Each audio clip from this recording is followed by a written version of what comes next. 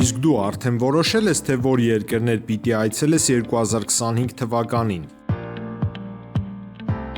Եթե դու էլ ես հոգնել օրեր շարունակ հարցումների անպատասխան մնալուց, դիմիր Travel with N տուրիստական գործակալություն, սպասեցնել չեն տա, անմիջապես կստանաս լավագույն առաջարկները, տուրփաթեթներ, ավիատոմսեր, հյուրանոցների լայն ընտրանի, էքսկուրսիաներ, սոցփաթեթի սպասարկում եւ ամենակարևորը՝ 24/7 ձևաչափով բարեհամբույր սպասարկում։ Travel with N 095 89 20 48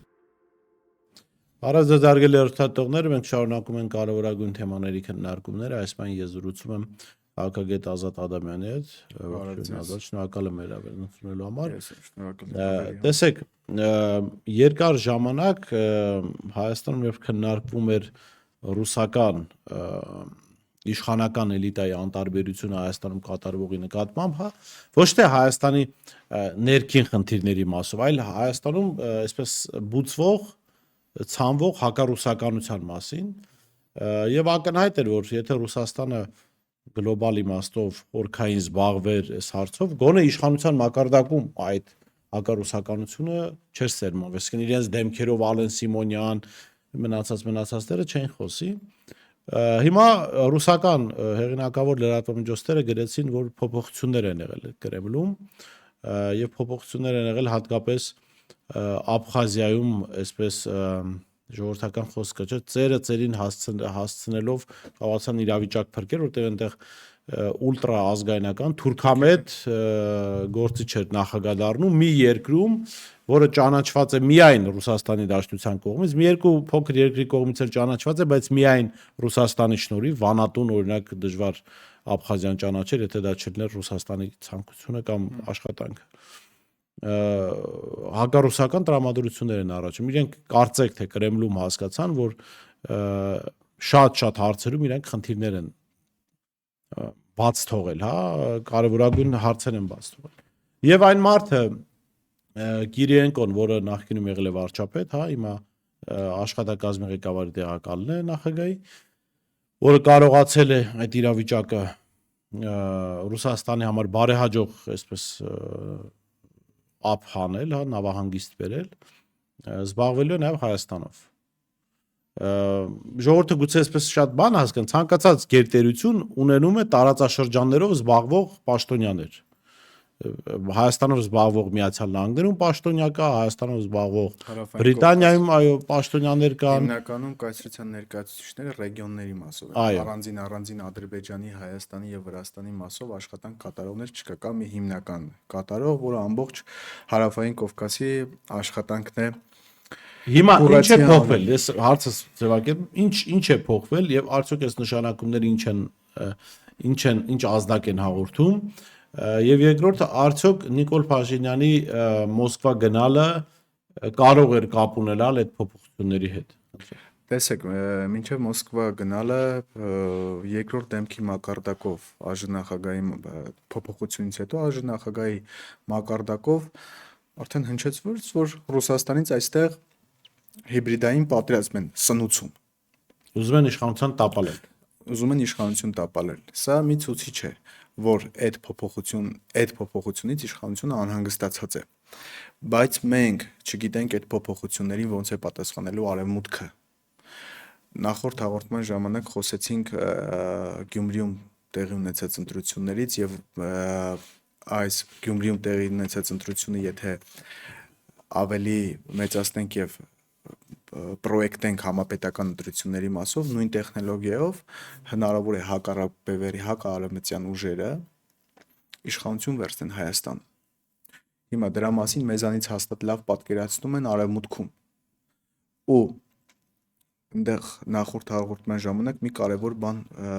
նշեցինք, որը հարկ է նորից նշել։ Մենք պետք է նայենք ինչ է ուզում իշխանությունը եւ որ կողմ է նայում իշխանությունը։ Այսինքն եւ 2026 թվականի ընտրությունները դեմ, որը վտանգավոր է Արևմուտքի համար, հնարավոր է Հայաստանում արվի տեղափոխություն։ Եվ այդ տեղափոխությունը կանխելու համար Նիկոլ Փաշինյանը չի անում հակառակ գործողություն։ Այսինքն ովքեր պետք է անեն տեղափոխություն, արևմտյան ցանցը, ճիշտ է, գործակալական ցանցը եւ արևմտյան ուժերը։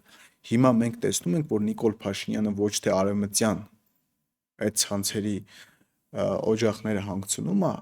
կամ սառեցնում է, այլ ընդհակառակը նպաստում է, որ այդ օջախներն ավելի շատանան։ Հիմա կարծում եմ մինչև հոկտեմբեր, նոյեմբեր, մինչև աշուն արևմուտքը փորձելու է ամեն ինչ անի, որպեսզի չհասնի 26 թվականի ընտրություններին, որովհետև 26 թվականի ընտրություններով ի նպաստ Հայաստանի բանա լինելու։ Իրական իշխանափոխություն կարող է լինել ընտրությունների միջոցով։ Բայց պետք չէ նաև բացառել, որ այդ ընտրություններով կարող է Նիկոլը մի ֆոկուս անել նորից մնալ։ Ի վերջո ընտրության գործիքները իրենց ձեռքին են, սա էլ կա։ Ոչ, չէ, այնտեղ ամենակարևորը աշխարհաքաղաքականն է։ Հիմա Նիկոլը այս պահին գեոպոլիտիկ շպագատ է նստել։ Դա հենց այդ շպագատը գնալով բացվում է։ Թե ինչքան կբացվի, նշենք, որ ի վնաս Հայաստանի եւ հայ ժողովրդի, Հայաստանի հաշվին է այդ շպագատը։ Ինչքան ինքը բացվում է, այնքան Հայաստանի սպառնալիքները շատանում են եւ այդ ընթացքում Հայաստանը միայն կորցնում է։ Շպագատից չի կարող Հայաստանը շահել, որովհետեւ աշխարհաքաղաքական ոչ մի բևեռի կողմից հասկանալի չէ։ Հիմա ընտրություններից առաջ հնարավոր է 26 թվականի ընտրություններից առաջ հնարավոր է Նիկոլը գնայի այնպիսի ռուսական մոնամախի գլխարկը դրած այնպիսի մի բաների տակ ստորագրի, որ ասեն մեզ համար ու չգիտենք մենք այդ ժամանակ Ռուսաստանում ինչ աշխարհաքաղաքական իրավիճակ կլինի։ Հնարավոր է չհայաց փոքրագույն թողեն նույնիսկ Նիկոլին ոչինչ չի կարելի բացառել։ 26 թվականը 21 թվականը մեր գլխով անցել է, չէ՞, կներեք 26 ասացի։ Մի հատ 21 թվական մենք տեսել ենք։ Արդյունքում եղավ են, ինչ եղավ, ճիշտ է։ Հիմա սա ինչ է նշանակում, այսինքն անդիմություն ասվածը, ինչի պիտի պատրաստվի 26-ի ընտրությունների, չգիտեմ, տեղափոխության, իշխանափոխության, հեղափոխության, Ընդդիմությունը միշտ որտեղ ավելի մեծ շանս է Հայաստանի համար։ Ընդդիմությունը միշտ պետք է պատրաստ լինի եւ ամեն բան անի իշխանափոխության համար։ Տեսեք, Նիկոլը ամեն բան անում է իշխանություն պահելու համար։ Եվ իշխանություն պահելու համար ունի ոչ մի կարմիր գիծ։ Բայց ընդդիմությունը դրան էկվիվալենտ համարժեք իշխանություն վերցնելու կամք չունի։ Այսինքն ընդդիմությունը պատրաստ է իրան ամեն ինչից զրկել մինչև վերջ գնալու։ Դա չենք տեսնում։ Բայց Նիկոլը չունի որևէ կարմիր գիծ իշխանություն պահելու համար, որովհետև ընդդիմությունը դեռ Նիկոլին իրեն թշնամի չի համարում։ Ինչու։ Տեսեք, Եվ որ բարդ ամբողջ ընդդիմության Չէ, դե իրական ընդդիմության մասին է խոսքը, եթե Նիկոլն ու ձեր ասած ձեր նշած ընդդիմությունը նույն աշխարհաքաղաքական տեքստն են ասում, նշանակում է այստեղ շահերի բախում է ոչ թե, այսինքն հայրենիքի փրկության։ Ես խոսում եմ իրական ընդդիմության մասին։ Ինչ ասել է թշնամի չի տեսնում։ Տեսեք, Այսինքն որը պետք է լիներ թշնամի տեսնելը։ Տեսեք, Նիկոլը վերջերս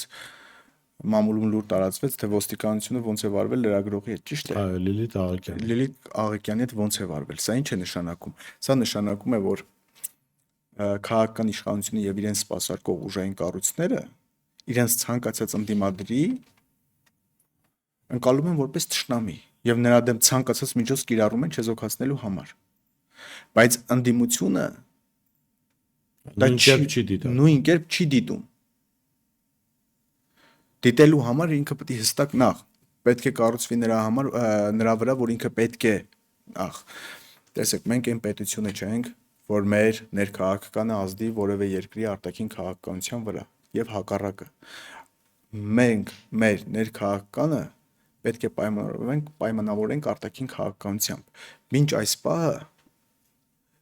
ընդդիմության մեջ մեկ հոգի գիտեմ, որ հստակ աշխարհաքաղաքական ձևակերպում է արել։ Մնացածը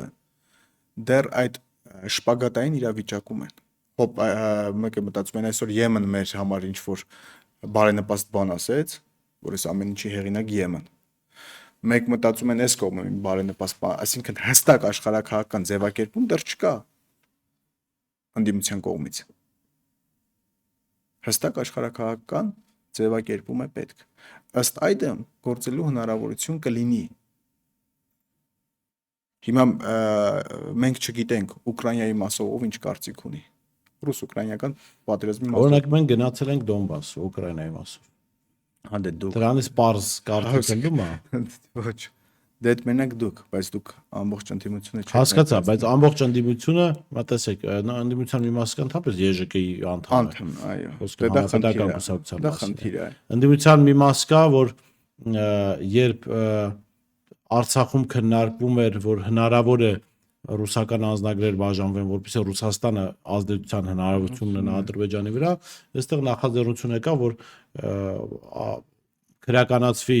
Արցախը որևէ ցանկացած պետության կազմում ճանաչել, այսինքն եւ Ռուսաստանը եւ Ադրբեջանը հավասարեցվեց իրար։ Կարևոր բան է։ Այսինքն մենք համաձայն եմ, ներողություն, ես համաձայն եմ ձեզ հետ, որ այստեղ կա խնդիր աշխարհակահաղական, այո, կան ուժեր, որոնք հստակ դիրքորոշում ունեն, բայց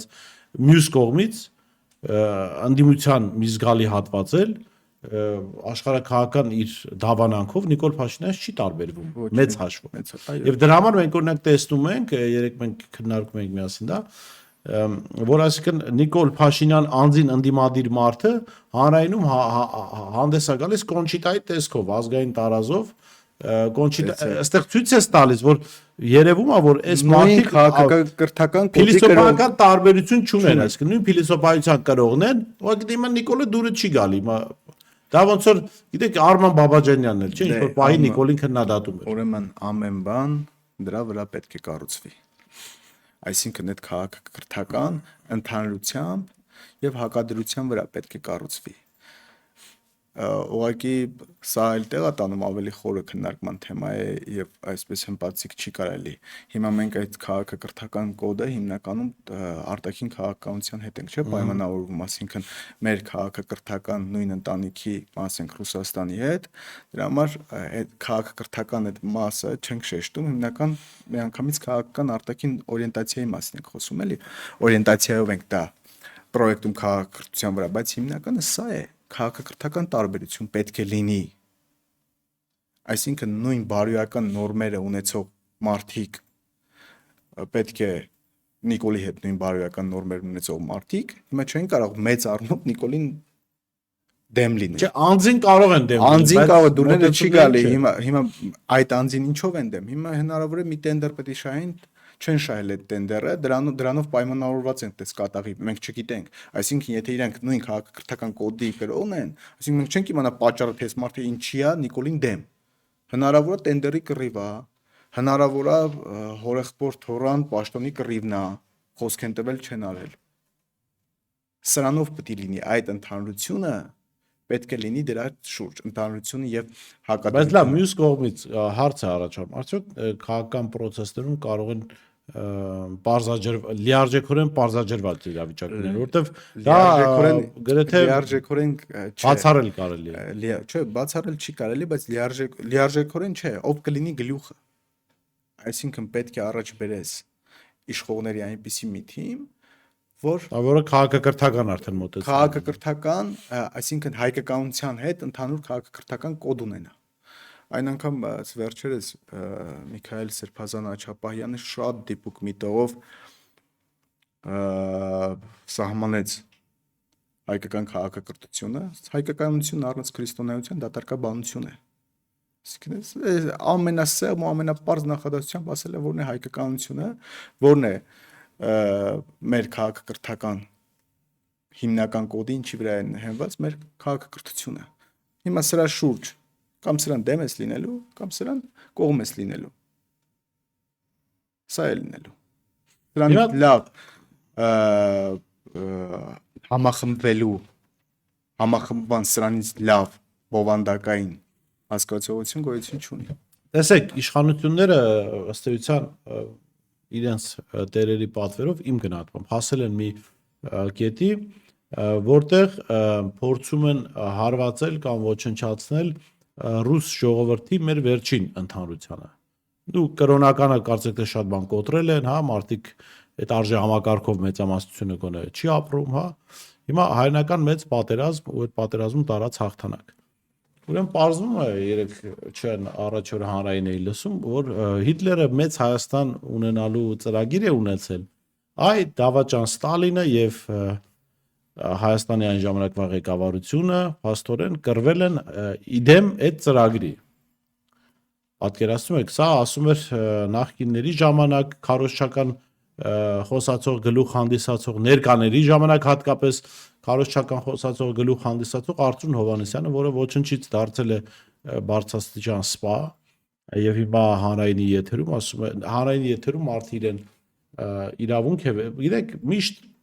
կան հարցեր, որոնց վերաբերյալ դու պիտի հասկանաս, որ ինչ-որ կարգավիճակ է պետք դրա համար ունենալ։ Այսինքն դու չես կարող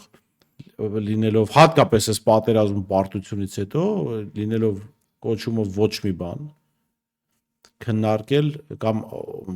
սխալ ու ճիշտ անել մարշալների, բանակի հրամանատարների օպերացիաները, որոնք բերել են հայրենական մեծ պատերազմի եւ համաշխարհային երկրորդ պատերազմում հաղթանակի։ Բայց կարծեք թե իմ գնահատմամբ սա է նպատակը, այսինքն ռուս ժողովրդի հետ վերջին ընդհանրությունը եւս կոտրել, ասել որ ընդհանրապես դա ինչ պատերազմ էր, որ մասնակցում եք, այնա Հիտլերը կկրեր, կգար մեծ Հայաստան կսարքեր, մենք հակառակի համար ենք փաստորեն Ուրեմն մեր հիմնական քննարկումները եւ առասերակ արդի աշխարհակահաղական քննարկումների հիմնականում մինչ այս պահ հիմնականում նոր եւ նորագույն շրջանից է սկսվում էլի Վեստֆալյան պայմանագրից 1640 թվականից հետո ընկած ժամանակահատվածը եւ նորագույն ժամանակահատվածը 1918 թվականից էսկոմ Վերսալ Վաշինգտոնյան համակարգից սկսված քննարկումները այստեղից են արմատները մինչեւ հասնում են 1640 թվական հիմա պետք է հետ գնանք ուրեմն տեսեք նախ Ռուսաստանի մասով Ռուսաստանի թե ինչու է թիրախը Ռուսաստանը ուրեմն հայոց պետականության լինելության երաշխավորը նորագույն շրջանում եւ որ կա հայոց պետականության պատճառը միշտ եղել է ռուսական կայսրությունը եւ Ռուսաստանը հայկականության լինելու երաշխավորը եղել է հայ առաքելական եկեղեցին գրեթե 1800 տարի հիմա այս մարդկանց թիրախը պատահական չէ որ Ռուսաստանն է եւ հայ առաքելական եկեղեցին սա պետք է արձանագրենք պատճառը դա է այսինքն հայկականությունը պահող ինչքան բան կա հիմա հետ են գնում սկզբին Նիկոլն իրան համարում է թեշնամի իսկ հակառակը այսինքն հայկականության համար հայկականությունը պահողների կամքը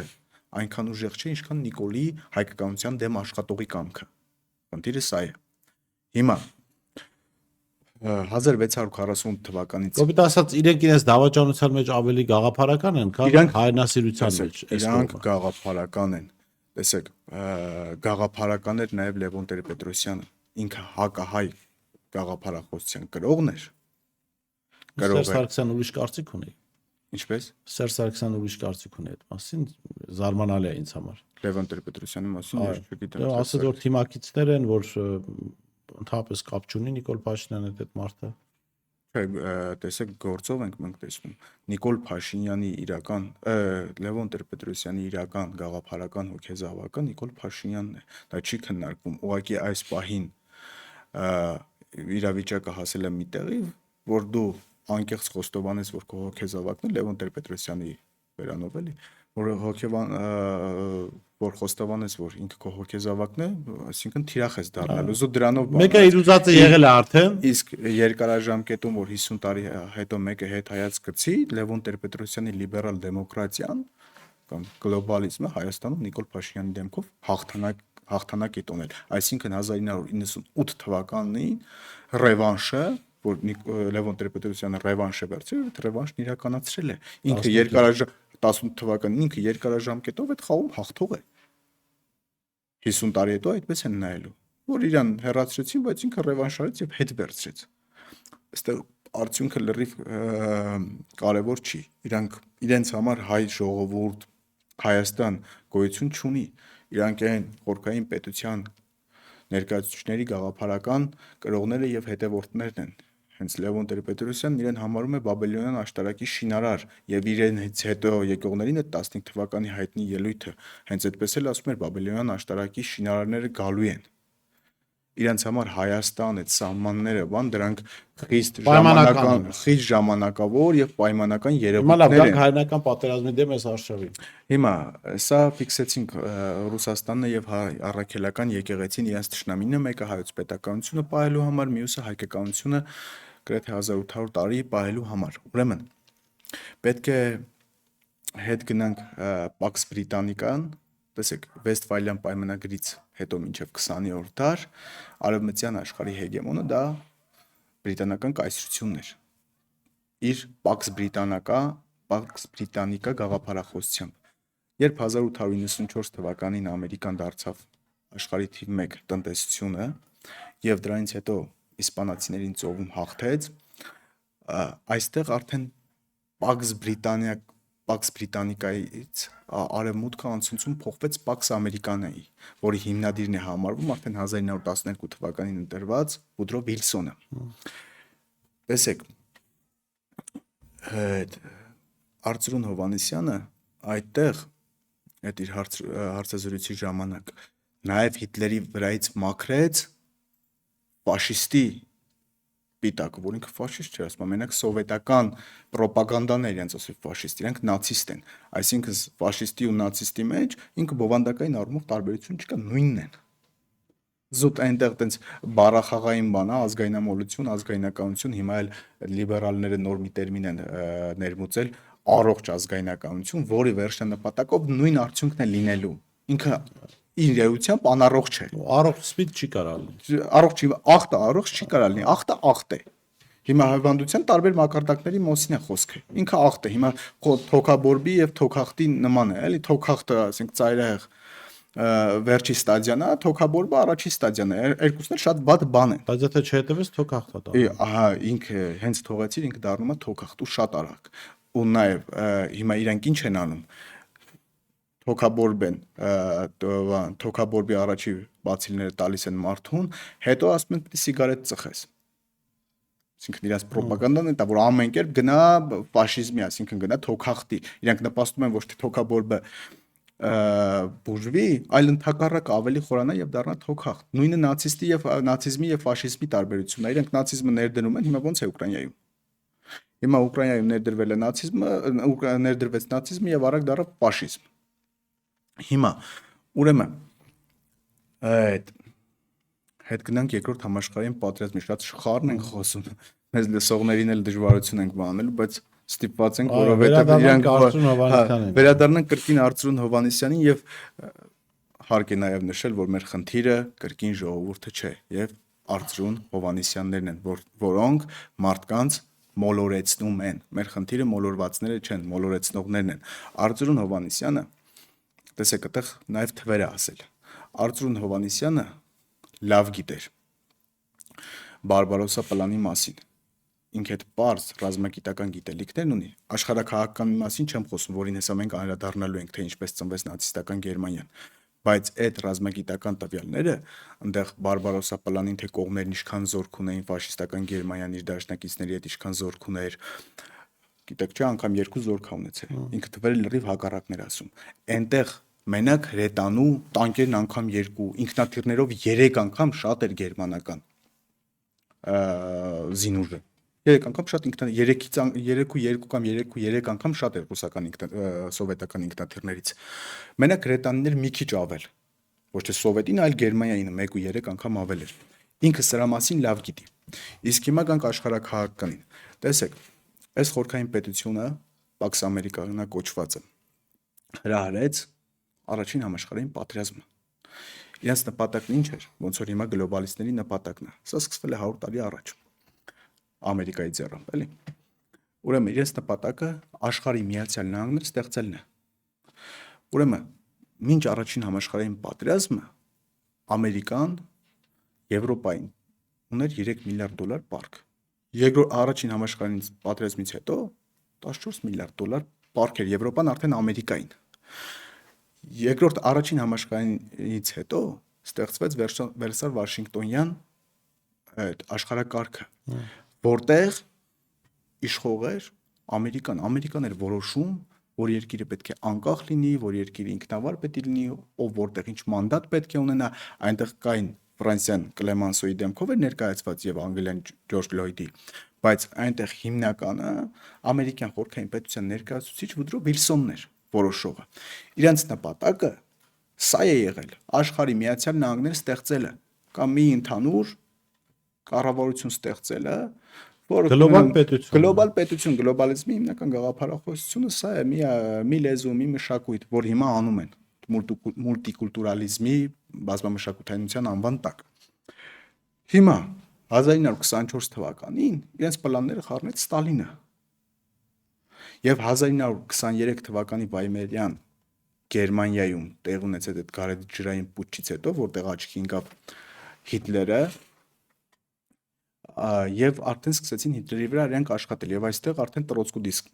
դիրքերն թուլացավ Ռուսաստանում։ Իրենք սկսեցին այդ գործողությունը, որի նպատակը ռուսական պետությունը եւ այս ամբողջ Եվրասիան քանդելն էր, բայց սրա մասին չէր կարող Արծրուն Հովհաննիսյանը չիմանալ։ Ինքը նաեւ սրա մասին գիտեր։ Եվ այստեղ ուրիշ բան է համար են վճարում։ Բայց իրան ինչի համար են վճարում, հակահայկականության համար։ Դրա համար իր նպատակը այս ամենն արժեզրկելն է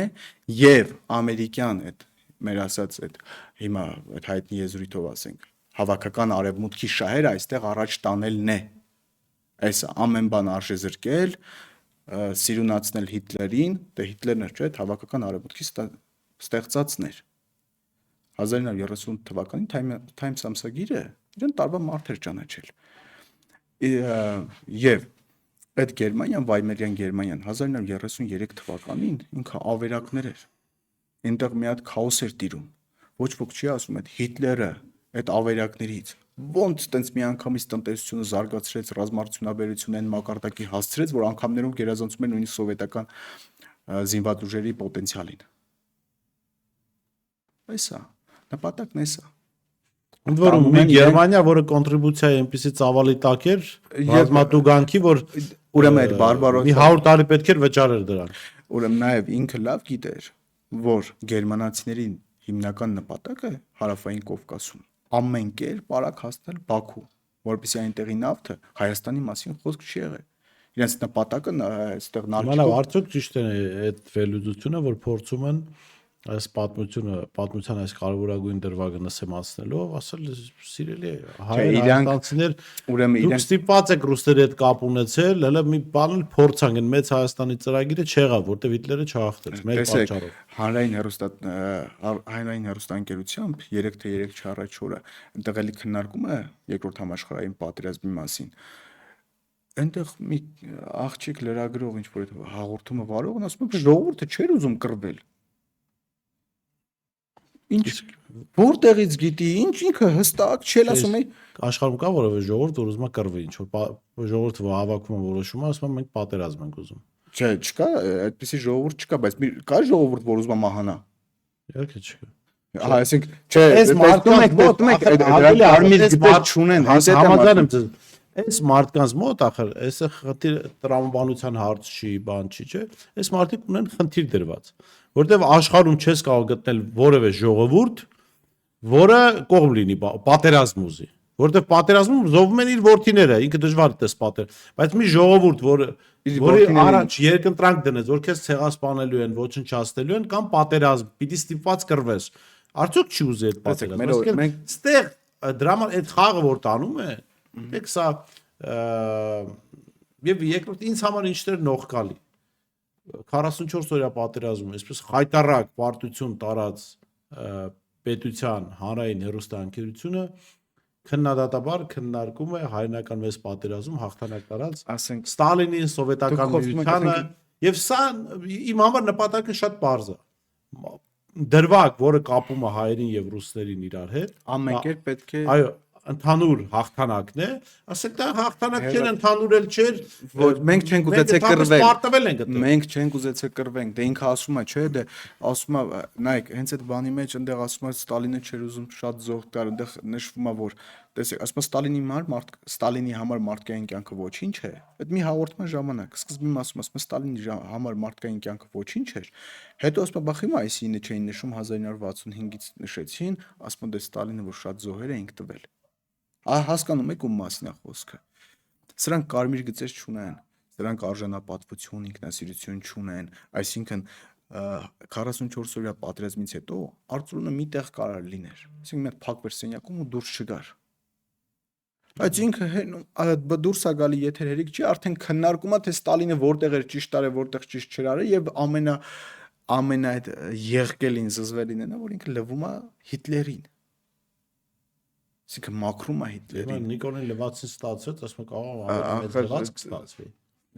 Այսինքն Նիկոլը շատ փոքր բան է, էլի սա փոքր դեպք է։ Լավ, իսկ գլոբալ իմաստով ինչու են փորձում Հիտլերին լվանալ, արևմուտքը։ Դե նախ շատ ենք խոսել ապագա նեոնացիզմի դիրքերն ամրապնդելու համար։ Կապտել իրանց սիմվոլը։ Տեսեք, հա, շատ տեղեր արդեն նկարը շրջանառում են։ Այդ մեջ նաև այդ բովանդակային բանն ասեց էլի, ֆաշիզմն ու նացիզմը սկսեց տարանջատել իրարից։ Հենց սա այդ նպատակով էլի ինքն էլ իր գործը ամեն դեպքում կարում է անել։ Շատ լավ, գալիս ենք եկանք էլի կարմիր գծերին, որ այս իշխանությունները չունեն, հա։ Այն որ կարմիր գծեր Չէ, իրանց, տեսեք,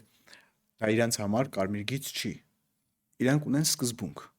Դա մաքիավելիզմ, նպատակն արդարացնում է միջոցը։ Նպատակներին հասնելու համար կարմիր գիծ չունեն։ Այո, իրանք ունեն ավելի նպատակ։ ճշգրիտ ձևակերպում։ Բայց ես երբ եմ ֆիքսել, որ այս մարդիկ հատկապես Նիկոլ Փաշինյանը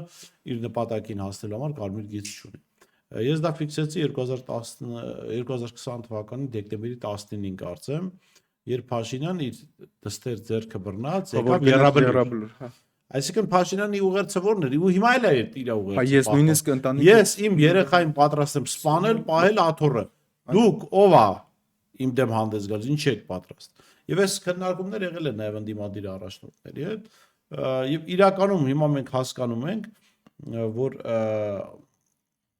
անհրաժեշտությունը կա այդ պատրաստակամության։ հիմա հետ վերադարձանք իմ սկզբի ասացին, էլի։ Համարժեք պատրաստական։ Էկվիվալենտ համարժեք պատրաստականություն չկա, ես չգիտեմ մարդ, որ նույնիսկ տեսեք Նիկոլը, տեսեք ճիշտ եք նշում, Նիկոլը պատրաստ է ընդཐུպ իր ընտանիքին դնել զոհասեղանին։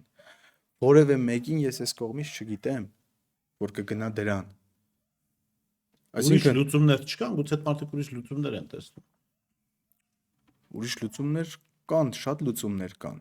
բայց ես ասում եմ իրենց դեմ պայքարողի մասին, իրենք ում դեմ պայքարում են,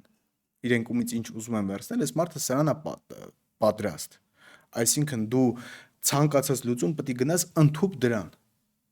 Ցանկացած զոհություն պատրաստ պետք է լինես ընդཐուպ դրան։ Այսա պետք է դիմաց պատրաստ է։ Փաշինյանը Դա պատրաստ է, բայց լավ նպատակի համար չէ։ Իհարկե։ Լավ նպատակի համար չէ եւ այստեղ նորից գալիս ենք, գիտես ինչ քննարկման, գուցե մի առանձին օր դրա մասին խոսեմ։ Երևի թե գաղափարականության պակասի խնդիր կա, այսինքն երբ մարդ ունենում է գաղափար, հա, հիմա ինչ են այն մարդիկ, մենք չգիտեմ, եթե խոսել էինք թե չէ, ասասինների մասին։ Իհարկե պրիմիտիվ գաղափարի մասին է, բայց պատմեմ որ հասարակությանը հասկանանք ինչի մասին ենք խոսում։ Երբ մարդ ունի գաղափար, շատ հանգիստ պատրաստ է մահանալու այդ գաղափարի համար, ուրեմն ասասինները խմբավորում էին 11-րդ դարում կարծեմ մերձավոր արևելքում գործող, ուրեմն իրենց զինված խմբավորում էր, իրենց շարքեր ընդունում էին մարդկանց շատ դժվարությամբ, տալու էին իրենց միջնաբերդ, այնտեղ գեղեցիկ պարտեզ էր, գեղեցիկ կանայք, այս մարդիկ այդ միջավայրում մի քանի ժամ անցկացնում են, էլի քնասում հանում են, ասում են, սա դրախտն է, որը Ղուրանում խոստացել են ձեզ նիրվանա, դուք էս անելու եք ու նիրվանա։ Դուք անում եք սա եւ դուք անմահանալու եք, հայտնվել եք այդ դրախտում, այդ մարդկանց համար, այդ իրանց զինվորագրվող մահապարտների համար, իրանց համար այդ դրախտը ամեն ինչ էր, դա արդեն գաղափար էր, արդեն ենթագիտակցորեն կար։ Եվ ոչ մի բան չէր խանգարում դրան։ Նույնն է այսօր այդ շահիդի գոտիները որ կապում իրենց տրակացնում են, այսինքն մարդիկ հավատացած են, այսինքն որ իրանք պայթեցնում են ուրիշի երեխեքին, ընտանիքի անդամներին, անմեղ մարդկանց սպանում են, հայտնվելու են դրախտում։ Սրա մասին չի իհարկե խոսքը, մեր նպատակը դա չի, բայց մեր նպատակը գաղափարի մասին է, որ մարդը եթե մի բանի հավատում է, իր դեմը առնել հնարավոր չի։ Ուրեմն 0.0001-ը 0-ից մի քանի հազար անգամ մեծ է։ Այսինքն չես կարող դու առանց որևէ գաղափարական հեմքի, այսինքն ինչքան էլ վատ լինի, ինչքան էլ փոքր գաղափար լինի, դու իրեն չես կարող հաղթես։ Որտեղ վերջնաժամկետում գաղափարը հաղթում է, որովհետև մարդիկ ինչ որ մի բանի են։ Այս ճիշտ նկատեցիք, ընդդիմության կողմից այդ գաղափարական ձևակերպումը դեռ ձևակերպված չէ։ Երբ այդ գաղափարական ձևակերպումը լինի, զուտ քաղաքական է, գաղափարական ոչ մի ձևակերպում չկա, այլ ըստ դրա տակ ստորագրողների հնարավոր է այդ գաղափարը տրվի։ Ես ասում եմ, Աչապահյանին շատ լավ, Սրբազանը Միքայել Աչապահյանին շատ լավ շարք ունեն, Արդար հայ եմ կարծեմ, ամեն երկուշաբթի Աչապահյանից հարցազրույց են վերցնում, շատ լավն է, էլի, այդպիսի գաղափարաբանական, այսինքն քրիստոնեությունը պրոյեկտել իր այս երկրային իրականության վրա, այդպիսի խորը խոսք անկեղծ չեմ լսել հայ լեզու։ Երբ որ դրանից ելնելով այդ գաղափարական ձևակերպումը տրվի, հնարավոր է ավելի մեծ զոհողությունների պատրաստ մարդիկ լինեն, քան Նիկոլն է։ Դա չի ձևակերպել, որ ձևակերպվի, հնարավոր է այս կողմում ավելի շատ։ Ձևակերպումը արի նաև սա էլ ընդունի։ Ձևակերպումը նաև այն գաղափարի հռչակումը չի։ Դա նաև բարք ու բարքն է, մարդը ինչպես Նիկոլ Փաշինյանը ունի այն գաղափարախոսությունը, որ ունի, դա հետոնիզմը, հաճույքների համար ապրել, այս մի կյանք իրան մուլտիկուլտուրալիզմն է, մի կյանք ենք ապրում, թողնում ու հեռանում, կձերքել գալ, չէ՞։ Այո, Փաշինյանի կարգախոսը, որտեղ հաց հետոնիզմն է, իմ ցանկությունն կամ այստեղ հաց, այստեղ կաց, մի քիչ փոխել է, բայց ինքը դասական իմաստով հետոնիզմը, մարդը ապրում է հաճույքների համար, բայց տեսեք, ինչ են անում, իրանք այդ հաճույքների դրա համար տեսեք, մենք նկատում ենք իշխանության տարբեր ներկայացուցիչներ, որ հատակված են թալանի մեջ, ինչի, որովհետև իրենք պետք է պետական միջոցներ թալանեն, որ լավ ապրեն, որ լավ ներողություն ավարտեմ, որ լավ մեքենա վարեն, լավ տուն ունենան, չէ, տներ են առնում բոլորը, լավ հագուստ կրեն, թանկարժեք, բրենդային, չարդարացված թանկարժեք, հա։ Սրա հակադիրը պիտի լինի ոչ թե այն, որ արադը լավ էր, որ այն ժամանակ մենք էլ էինք օգտվում դրանից, Rolls-Royce-ս մի քիչ հնացել է, ավելի ժուժկալ մարդիկ պետք է լինեն ու իրենց կենցաղով հակադիրը պետք է լինի սա, որ մարդը ոչ թե ասում է այ լավ կլիներ, որ այսինչ իշխանական օլիգարխի փոխարեն ես Rolls-Royce ունենայի կամ Bentley կամ ուրիշ մեքենա, այլ հասկանա, որ այսպիսի պայմաններում ապրող երկրում այդպես մեքենա ունեցողներ ուղղակի չպիտի լինեն, որ ինքը որպես իշխանավոր հատկապես պիտի ավելի զուսպ ապրի, այսինքն իր բարքով զուսպ լինի։ Երբ որ նայում ես այս բանին, այս իրավիճակին, իհարկե բոլորին չեմ ընդհանրացնում, բայց ընդդիմության մեջ էլ կան շատ մարդիկ, որոնք հետոնիստներ են, այսինքն հետոնիզմի կրողներ են, գաղափարական նույն հենքի վրա են։ Եվ Փաշինյանի հետ, Փաշինյանի թալանչիների հետ, օլիգարխների հետ գաղափարական նույն դաշտում են գտնում, որտեղ երկուսի համար էլ մի կյանք ենք մենք ապրում, թողնում ու հեռանում, այդ երկի շարունակություն արդեն չգիտեմ ով է լսել, հիշացրեք, եթե լսել եք մեկնաբանությունը։ Կարելի է իմպրովիզ անել, այտենց մի կյանք ենք մենք ապրում, պետք է փայլուն ավտով, ասենք չի լինի նույն մեքենան դու քշես, ուղղակի սրանց ու քունի տարբերությունը զուտ թվով լինի, որովհետև այդ թվին դու ես իշխանության հետ երկշում, հիմա սրանք են իշխանության դու ես քշում։ Ուրեմն տեսեք, Նիկոլի իշխանական բուրգի մասին այդ չինովնիկների կոռուպցիայի մասին, ըստ Նիկոլի իշխանական բուրգում մի քանի հոգի իրենց անձնական ֆիզիկական անվտանգությունը, ուղիղ մի քանի հոգի ֆիզիկական անվտանգության մասին են մտածում սրանից հետո։ Մնացածը կոնկրետ հետոնիզմի տակ են։ Փող են աշխատում։ Այդ են։ Ու իրենք գիտեն, որ այս փոփոխությունն եղավ, գալու են մարդիկ, որովհետև այսինքն ցավոք մեր քաղաքական դաշտում գաղափարական էլիտա չի եղել։ Այսինքն գալու են մարդիկ, որոնց դու կարալու ես փողով, ասինքն այս գողացածիցդ, այս կեղեքածիցդ կեսը ինչ որ մեկին տաս, այն կեսն էլ քեզ մի 100 տարի բավականացնելու է, այդ մտքով են։ Իսկ եթե իրենց մտքում լինի մարդ, լինի այն, որ գալու են մարդիկ, որ դու արածիդ համար Որոնց ավելով անալու կաշառել։ չես կարալու կաշառել հերիք չի արածիդ համար ավելով տալու ես, Տոկոսներն էլ հետ նստել։ իհարկե, բայց այդպես պետք է ավելով տաս։ Բահարային շահին խփելը դա շատ վատ բան է։ Դա պետք է ավելով վերադարձնես։ Եթե մտածեմ, որ տես մարդիկ կան, որ տեսեք ինչ է գալի, խի իրանք նման ինչի իրանք նման բան չեն մտածում, որովհետև իրանք արժեքադավանաբանական առումով իրենց մտքում դա չկա։ Իրանք գիտեն